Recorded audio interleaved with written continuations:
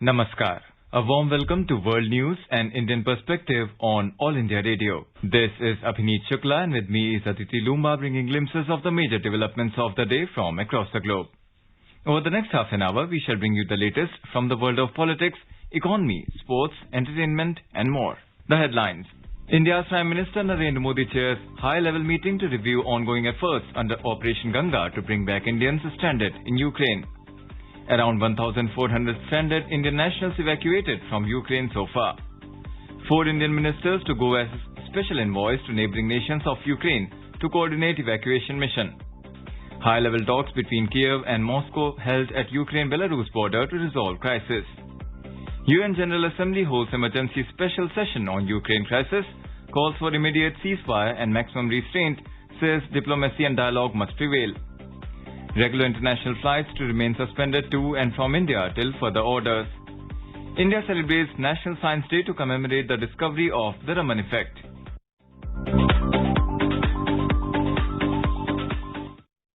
With the new Omicron variant of coronavirus causing concern, we appeal to our listeners to be vigilant and to get fully vaccinated and help others, including children between 15 and 18 years, to get vaccinated.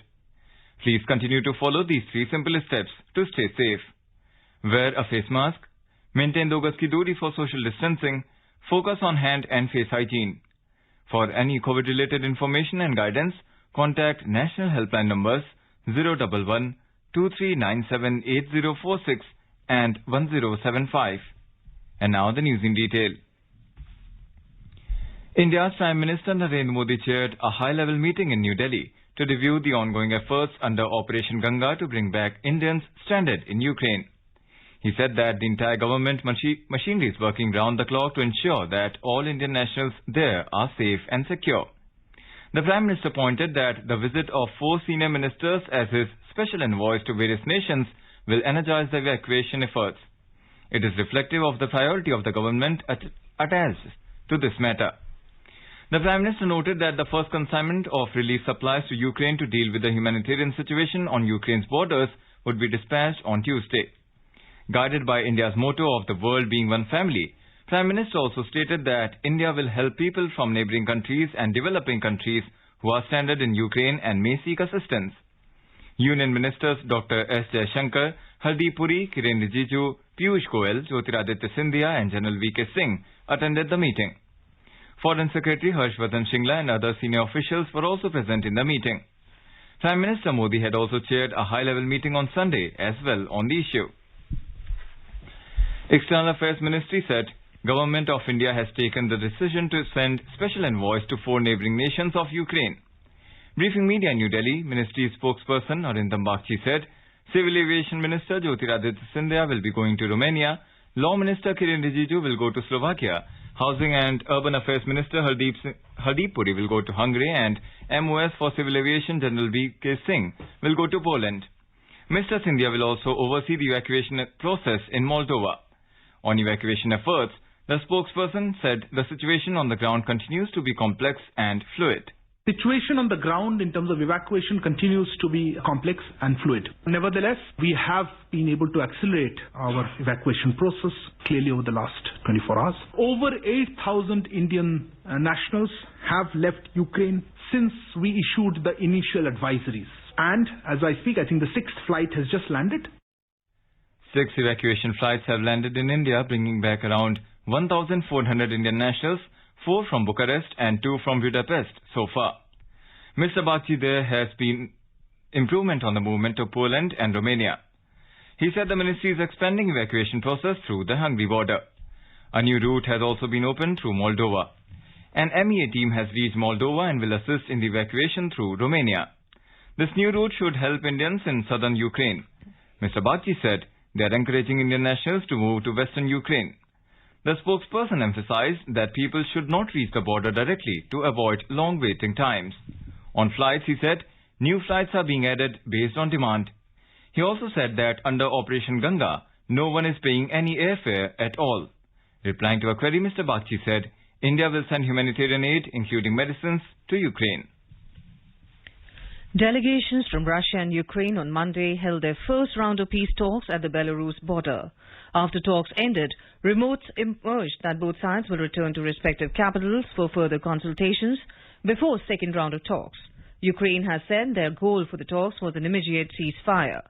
Responding to Russian military operation in Ukraine, Belgium, Finland and Canada have joined the list of countries that have shut down their airspace to Russian planes.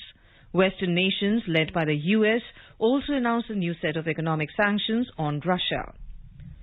The United Nations General Assembly held an emergency special session on Ukraine crisis on Monday. It has called for immediate ceasefire and maximum restraint and said diplomacy and dialogue must prevail. In his remarks, UN Secretary General Antonio Guterres said enough is enough and soldiers need to move back to their barracks. Making an appeal for peace, he told that humanitarian aid is vital, but not a solution, and the only solution is through peace. President of the UN General Assembly, Abdullah Shahid, has called for an immediate ceasefire and full return to diplomacy and dialogue. Mr. Shahid voiced grave concern about the fast deteriorating situation and ongoing military action in Ukraine. A report. The UN Security Council voted on Sunday night to hold the special emergency session of UNGA. India abstained from voting on the resolution. Russia voted against it and 11 UNSC members voted in favor of it. Given the vote was procedural, no country had a veto and the resolution was adopted. China and the United Arab Emirates also abstained. India said it is regrettable that the situation in Ukraine has worsened further since the Council last convened on this matter. India's permanent representative to the UN, T.S. Tirumurthy, said India reiterates its call for immediate cessation of violence and an end to all hostilities. He said there is no other choice but return to the path of diplomacy and dialogue. Abhishek Mukhopadhyay for World News, All India Radio. The Russian news agency Sputnik has reported that the Russia's UN envoy has said that Moscow had no plans to occupy. It has quoted Russia representative in UNGA saying that action plans were being made by Ukraine and Georgia to join NATO. He further told that their policy was to create anti-Russia Ukraine and ensured that it joined NATO. The Russia UN envoy stated that Ukraine joining NATO is a red line which has compelled Russia to adopt measures in response and placed it at the verge of this conflict. In today's Hotspot section, we bring you a discussion on developments in Ukraine. In conversation are Veena Sikri, former diplomat, and Sanjay Jha, a journalist. On the fifth day, Ukraine is continuing to fight against the Russian invasion announced by President Vladimir Putin. Ukraine today claimed that 3,500 Russian troops have been killed since Moscow's onslaught began last week, adding that over 200 soldiers were taken as prisoners of war. Today, country's Interior Ministry also said that 352 Ukrainian civilians have been killed during Russia's invasion. That includes 14 children. It says that additional 1,684 people, including 116 children, have been wounded. Ambassador Sikri, where do you see this war heading to? I think that this is a very, very tragic and unfortunate occurrence in the heart of Europe. And it is a humanitarian crisis because there's been loss of life on all sides and a lot of destruction of properties. The problems are very, very serious. But I think that to understand this whole issue, why is it happening, I think we have to go a little bit into the background as to what is it that caused the crisis and why is it unfurling like this. And I think that we have to recall that present crisis began around 2014 when they had the Maidan revolution in Ukraine, and the then President Yanukovych, he stepped down and new dispensation, very anti-Russian and not at all willing to discuss the problems Russia took place. Now, since then onwards, the problems have been recognized that these problems very much exist. And because of this, there were talks and there was agreement. There was the Minsk agreements between Ukraine and Russia. Number one and number two sets of Minsk agreements. A lot of decisions were taken and they were to be implemented. But because these decisions were not implemented, the situation kept getting more and more tense. Then there was a Normandy format for talks, which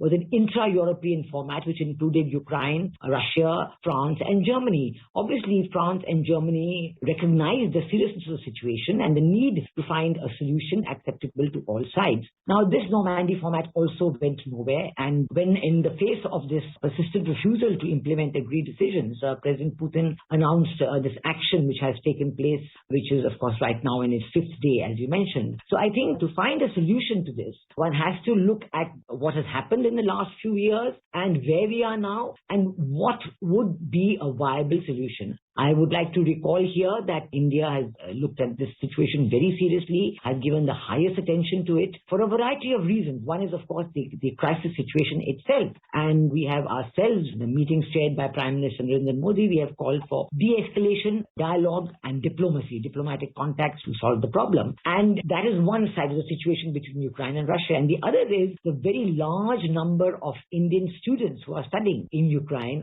in medical colleges and in other institutions. And the highest priority has been attached by the government of India under Prime Minister Modi to bring these students back safe and sound. And this is the real crisis that the government of India is tackling on a very urgent basis and is doing its best to bring our students back safe and sound. About more than 1,000 have returned through the various flights that the government of India had pressed into service, the Air India flights. Some have returned on their own through other sources, but now with the airspace completely closed over to Ukraine, the only way is to bring the students to the border and then maybe with Poland, maybe with Romania, with Hungary, with Slovakia, and then to see whether these two, after reaching the border of a foreign country, they can be then evacuated through flights. So these are the three aspects of the situation which are deeply concerning to the government of India. We have seen that in the UN Security Council discussions and in the resolution put to the vote in the UN Security Council, India abstained. And we explained our abstention very correctly and very carefully that we have taken into account all sides of the situation and we feel that there must be a focus on de-escalation, diplomacy and dialogue, which will allow a solution to emerge and which will end once and for all the terrible bloodshed that is taking place.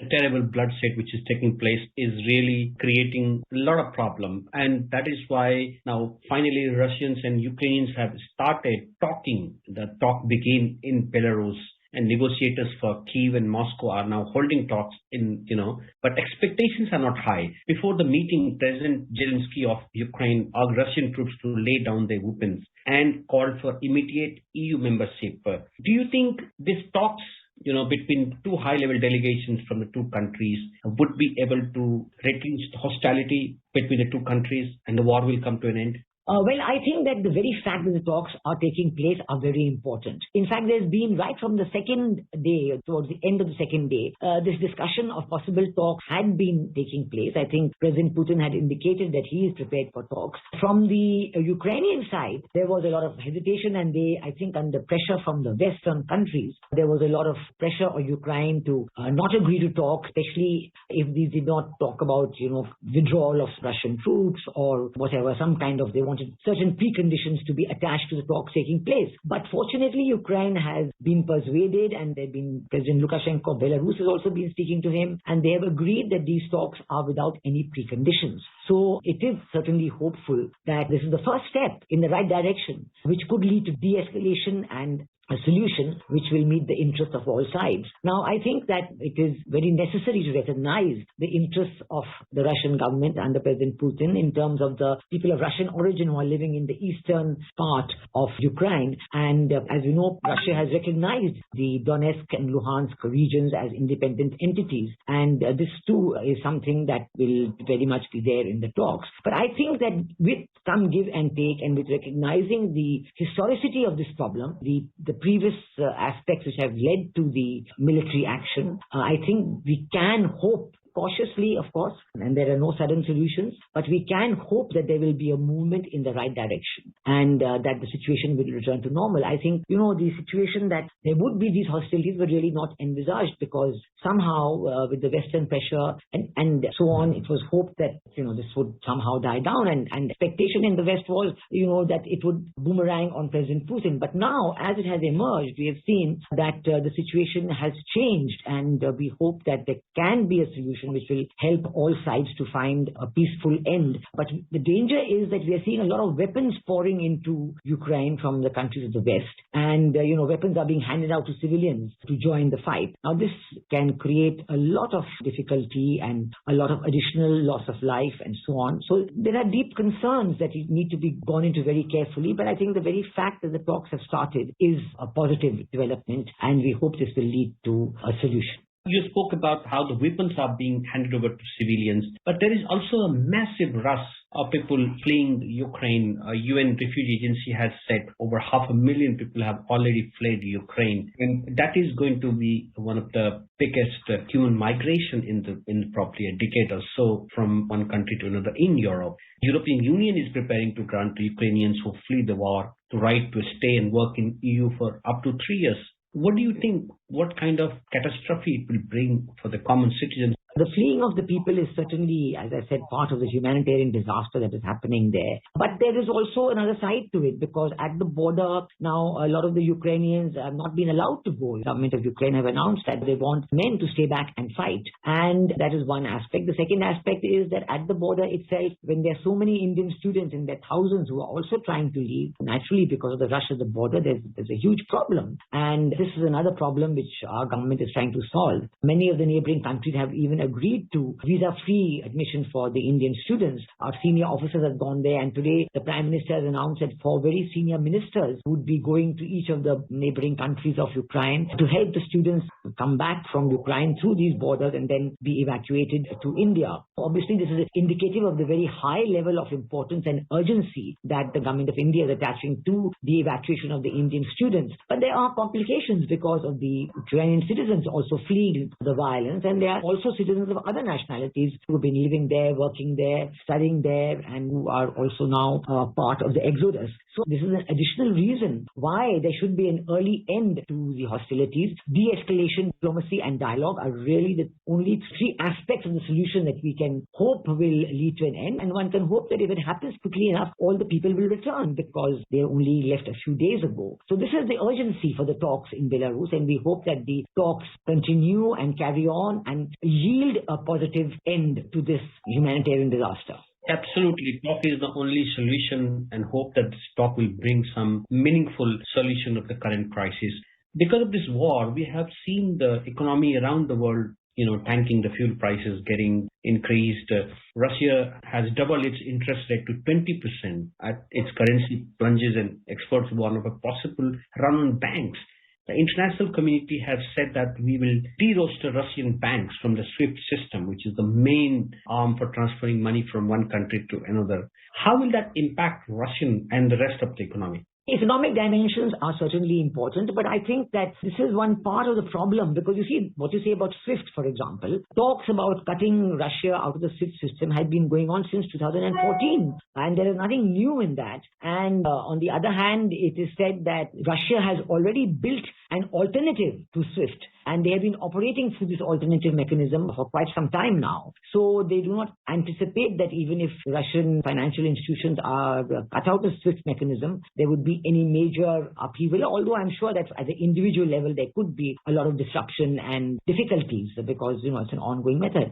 So far, a lot of care is being taken to make sure that the energy supplies from Russia, that they would not be disrupted. Of course, Nord Stream 2, the gas pipeline, it has now been announced that it may not come on stream right now, although it is absolutely ready to come on stream. And this is a big problem that Germany is facing. If they are not able to get the cheaper gas through Nord Stream 2 from Russia that they had been anticipating and banking on, then they may have to buy gas from USA at 4 times the price. Now, this is a big problem for the German economy as well. So obviously, the big economy like Germany, they are hoping for a solution that will bring a quick end. So I think that from both sides, it's very difficult. And we do know that a lot of valued natural resources of Russia that go into large range of industries in the West. And if the supply chain for these very sensitive natural resources and high-grade products is stopped, it would adversely affect a lot of industry in the West, which are receiving these supplies from Russia, and there are very few alternative supplies of these products. But as you know, Russia is a huge house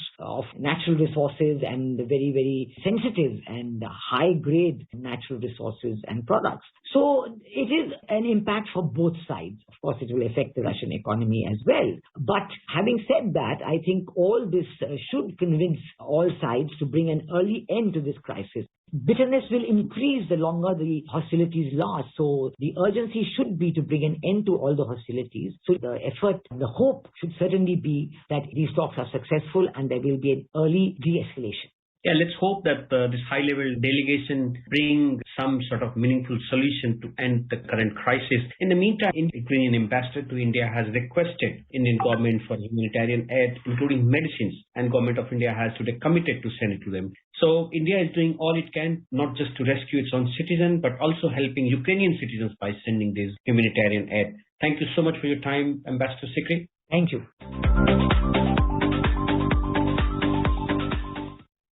This is All India Radio giving you the news. For quick news updates round the clock, follow us on Twitter at AIR News Alerts. Weekend curfew has been lifted in Ukraine's Kiev. Indian Embassy in Kiev has advised all the students to make their way to the railway station for onward journey to the western parts. In an advisory, the embassy said that Ukraine Railways is putting special trains for evacuations. It requested all Indian nationals and students to remain calm, peaceful and united. Indian students have been advised to remain patient, composed and not exhibit aggressive behavior while at the railway stations. The embassy said delays in train schedule, even cancellation at times and long queues are expected. Indian students have been requested to carry their passport, sufficient cash, ready-to-eat meals, easy accessible winter clothing and only essential items to ensure easy mobility. The embassy said Ukrainians, both civilians and authorities, have been remarkably supportive in facilitating evacuation efforts of Indian citizens. It asked Indian students to respect their sentiments. Prime Minister Narendra Modi on Monday spoke with Prime Minister of Slovak Republic, Mr. Edward Heger. The Prime Minister thanked Mr. Edward Heger for the assistance provided by Slovak Republic in evacuation of Indian citizens from Ukraine and for permitting special evacuation flights from India. He has requested for Slovak Republic's continued assistance in the next few days, as well as India undertook to evacuate other citizens from conflict zones. The Prime Minister also informed Mr. Heger about the deployment of Kiran Rijiju, Minister of Law and Justice, as his special envoy to oversee the evacuation efforts of Indian citizens. The Prime Minister also expressed his anguish at the ongoing violence and humanitarian crisis in Ukraine and reiterated India's consistent appeal for cessation of hostilities and a return to dialogue. Prime Minister Modi also stressed upon the importance of respecting the sovereignty and territorial integrity of nations. Prime Minister Narendra Modi also spoke to his Romanian counterpart, Nicolae Ionel Clui, over phone today. He thanked Mr. Zisua for assistance provided by Romania in evacuation of Indian citizens from Ukraine over the past few days. He particularly appreciated Romania's gesture in allowing Indian citizens to enter Romania without visas and for permitting special evacuation flights from India. India's Defence Minister Rajnath Singh on Monday reviewed the preparation for DefExpo 2022. DefExpo is Asia's largest exhibition on land, naval, air and homeland security systems. The event has gained significant traction since India relaxed its health protocols on 10th of February due to the reducing cases of COVID. Mr. Rajnath Singh noted that the recent relaxation has generated greater interest in DefExpo 2022, which has 78 participating nations, 39 minister-level delegations, with other confirmations to be received in the days ahead. India celebrates National Science Day on 28th February to commemorate the discovery of the Raman effect. On this day, Indian physicist Sir C.V. Raman announced the discovery of the Raman effect, for which he was awarded the Nobel Prize in 1930. In 1986, Government of India designated 28th of February as National Science Day. The day is aimed at spreading the message of importance of science and its application in human life. And now a report from the business world. The Sensex climbed 389 points to trade at 56,247. The Nifty also surged 136 points to 16,794. Amongst the global markets, Asian share markets traded mixed. South Korea's Kospi gained 0.8%, China's Shanghai Composite Index rose 0.3%, and Japan's Nikkei added 0.2%. On the other hand, Hong Kong's Hang Seng slipped 0.2%, and Singapore's Straits Times ended 1.6% down. European share markets were down in the intraday trade. Crude oil jumped around 4% after Western nations imposed tough new sanctions on Russia amid the Ukraine-Russia conflict, including blocking some banks from the SWIFT global payment system. Brent prices jumped to trade above the $101 per barrel mark, and rupee weakened 5 paise against the US dollar. The local unit settled at 75 rupees and 34 paise against the American currency. Nishit Kumar for World News, All India Radio. Now let us take a look at the major developments around the world as reported in the foreign press. Let's take a look at the press reports on China. Ukraine crisis dominated headlines. Voice of America writes, has China turned its back on best friend Russia? Did China develop cold feet at the last moment? The report says China's decision to take a neutral stance on the invasion of Ukraine raises several questions. It says China could have miscalculated the situation and extent of Russian assault violating Ukraine's sovereignty and China's professed position that sovereignty is sacrosanct. The Wall Street Journal writes, the US wants to pry China away from its tight partnership with Russia. One step US officials said is making Beijing feel pain over Russia's invasion of Ukraine. Economic Times cites that the Ukraine crisis may put at risk investments planned for the country by businesses in China, Kiev's biggest trading partner, besides Beijing's Belt and Road Initiative projects in Ukraine and the defense partnership between the two nations. ANI, quoting a Radio Free Asia report, said a Uyghur doctor who served as a torchbearer in the 2008 Summer Olympics in Beijing is serving an 18-year jail sentence, said a media report. Abdul Qayyum Semet, a doctor in Kashgar, had been detained in 2018, received a lengthy prison sentence and was serving his term in a detention center in Xinjiang for refusing to follow Chinese government directives. SCMP reports multinational brands looking to tap China's enormous consumer market are being forced to rethink their strategies amid Beijing's Common Prosperity Initiative, rising consumer nationalism and subdued consumer sentiments caused by the coronavirus pandemic. Taipei Times writes China so far does not appear to be helping Russia evade Western financial sanctions on Moscow over its invasion. Now let's take a look at what made the headlines in Nepal. The Himalayan Times reports that after 11 years of its inception in Nepal, the House of Representatives of the Federal Parliament has at last ratified the Millennium Challenge Cooperation Compact. With its development, the implementation of the compact will now proceed. According to the Himalayan Times, the interpretative declaration on MCC provides that compact will be terminated if it violates Nepali laws. The Kathmandu Post headline reads, Parliament ratifies MCC compact after years of delay. It adds that the US grant, one of the most debated agreements, got through House of Representatives after coalition agreed to pass it with interpretative declaration. Now let's take a look at what made the headlines in Bangladesh. The new Chief Election Commissioner of Bangladesh, Qazi Habibul Awal, has said that the consensus among political parties is needed for free and fair elections, reports Daily Star. Dhaka, ranked as the world's most polluted city as the capital's air quality index, AQI, was recorded to be 242 at 9 a.m. on Monday, reports Pratham Alo. This score signifies a very unhealthy air. Kazakhstan's Nur Sultan and Pakistan's Lahore occupy the next two spots with AQI scores of 187. And now some news from Afghanistan. ANI reports that Taliban has termed the house-to-house searches in Kabul as clearing ops. Al Jazeera reports that the Taliban are conducting a huge security sweep of Kabul and other Afghan cities, their spokesman said on Sunday, going house-to-house in search of weapons and criminals blamed for a recent spate of robberies and kidnappings. The Kama Press writes that the European Union ambassador to Afghanistan reacted to the Taliban's home search operations, calling it a crime and urging it must stop. AP reports that Taliban forces have arrested dozens of criminals, kidnappers and smugglers in operations across Kabul, a Taliban government spokesman said on Sunday. A quick look at the headlines once again. India's Prime Minister Narendra Modi chairs high-level meeting to review ongoing efforts under Operation Ganga to bring back Indians stranded in Ukraine. Around 1,400 stranded Indian nationals evacuated from Ukraine so far.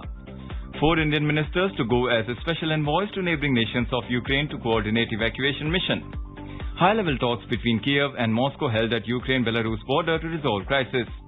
UN General Assembly holds emergency special session on Ukraine crisis, calls for immediate ceasefire and maximum restraint, says diplomacy and dialogue must prevail. Regular international flights to remain suspended to and from India till further orders. India celebrates National Science Day to commemorate the discovery of the Raman effect. And now before we end, let us listen to Mahatma Gandhi's favorite bhajan Vaishnav Jan by artists from Malaysia.